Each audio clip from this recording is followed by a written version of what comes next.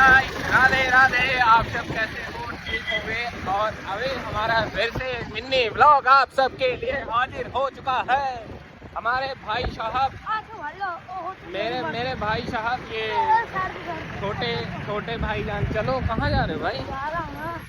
भैया की मेरे छोटे भाई साहब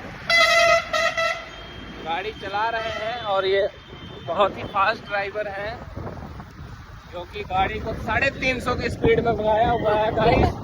गाइस गाड़ी इतनी फास्ट चल रही है कि मैं आपको बता नहीं सकता हूँ गाइस। अब क्या करें, अब ये गाड़ी की आज हमने स्पीड चेक की है, 350 तक मैंने इस गाड़ी को भगाया गाइस।